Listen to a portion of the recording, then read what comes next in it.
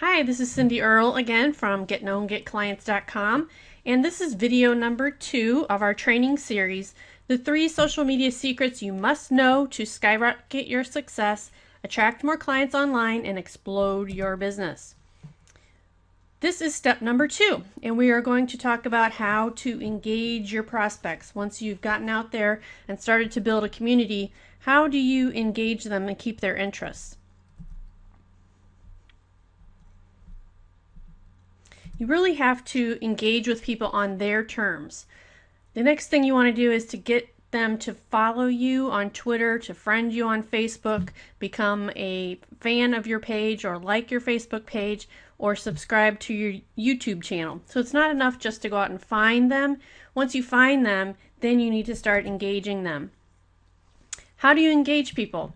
Well, here's a couple ideas. Commenting on other established, well-read blogs can be a great way to piggyback on someone else's success.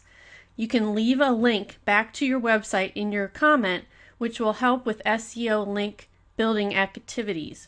So what that means is that you don't always have to put original content out there. You can piggyback on someone else's success. You can recommend their articles. You can put a quote from someone's article. So find the industry leaders who are blogging in your category or your niche and visit their website frequently and make comments on certain posts. That way you can show your expertise, establish that you know what you're talking about, and in addition, leave links that track back to your website, which improves your SEO visibility. Here's what's not to do. And this happens to me all the time. I'm sure it happens to you. And there needs to be a social media etiquette book. Maybe I'll write that.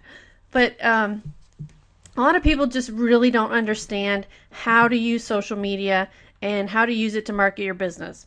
So, for example, this is something not to do. I got a message on LinkedIn, and this is what the woman said. I don't know this woman at all, and she sent me a message to connect on LinkedIn. And she says, "Hi Cindy, looking forward to networking together. Please keep me in mind for any of your jewelry needs too. Feel free to view the new spring-summer catalog line at my website. I'm always looking for people to host shows, events, fundraisers, etc. If you know anyone that might be interested in earning some free jewelry, let me know." Well, that's kind of off-putting. First of all, I don't know this person. Second of all, how does she even know that I'm interested in jewelry? Maybe I don't even like jewelry. And really, what's happening here is she's outwardly selling me. And social media is a place to network and make connections. It is not a place to outwardly sell. You can sell on your e-zines, on your email blasts, on direct mail, other forms of communication. But social media, the main purpose here, and remember this please, is to connect and build relationships.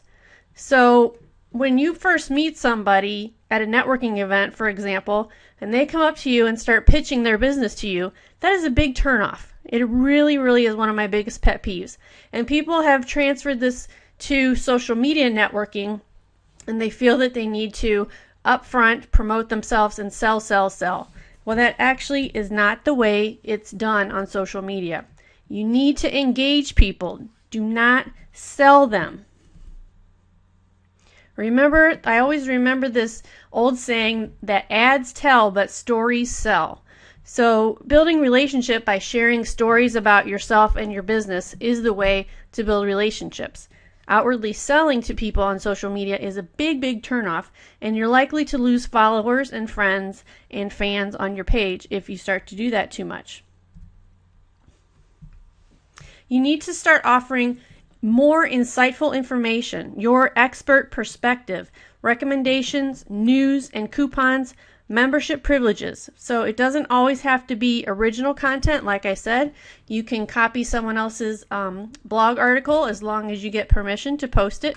And you can share lots of information, for instance, on Facebook by just clicking a little share button and follow what's going on in your industry and then share that with your friends and your fans. You don't always have to write original content, although that is a plus.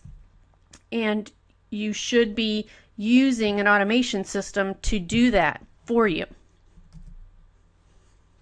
Now, what are industry-specific blogs, you ask? I think in the last video I gave an example of a client of mine who was worked with dentists, and this is a perfect example of an industry-specific blog where she was able to build a big following and really show her expertise and get known among this community of dentists.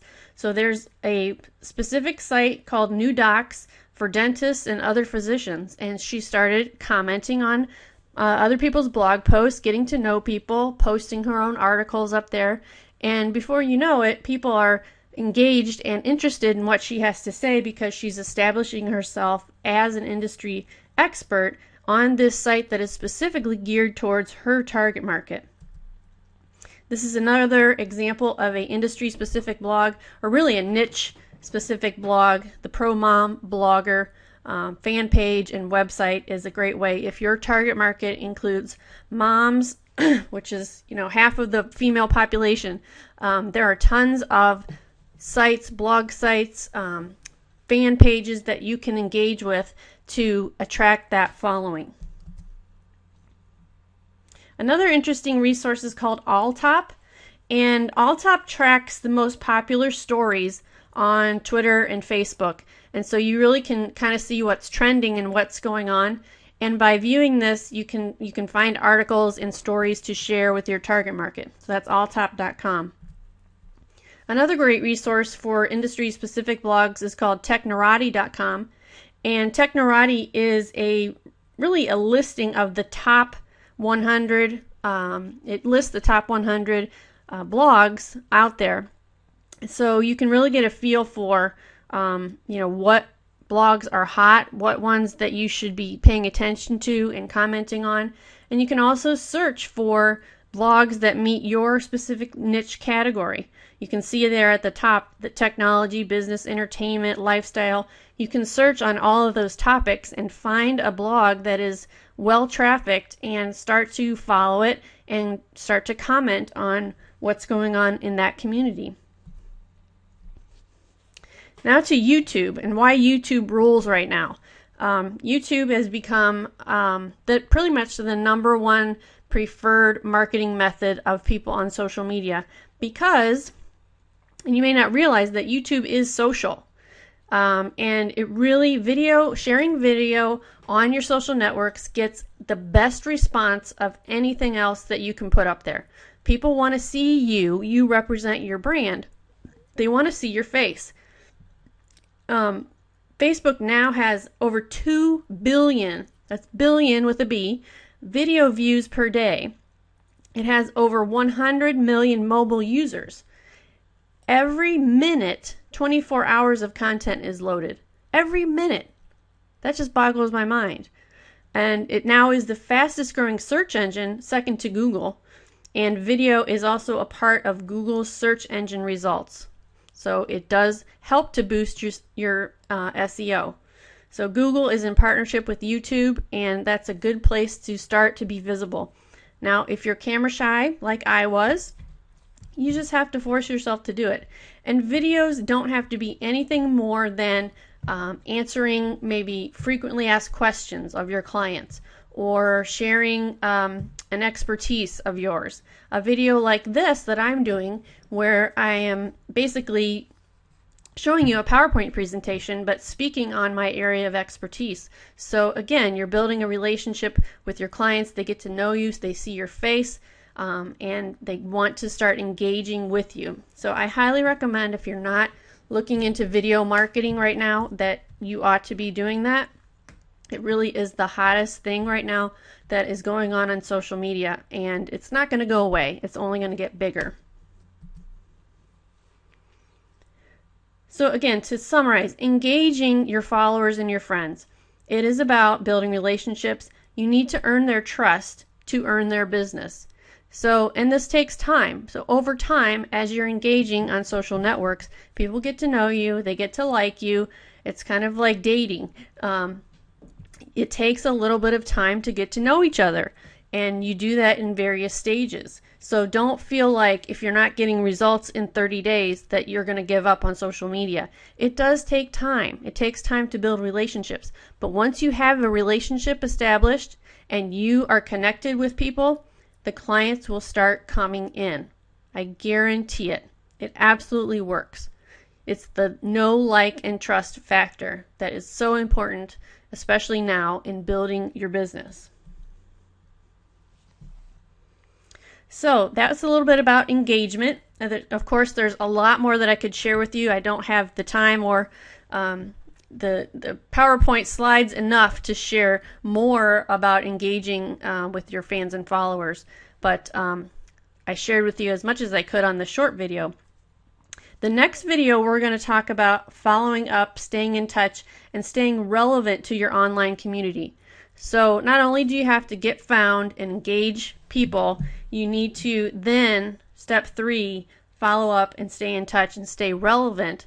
Relevant meaning you are speaking about topics of interest to your network, your target audience, so that you keep them engaged, keep their attention, and build your online community by engaging them and staying in touch with them.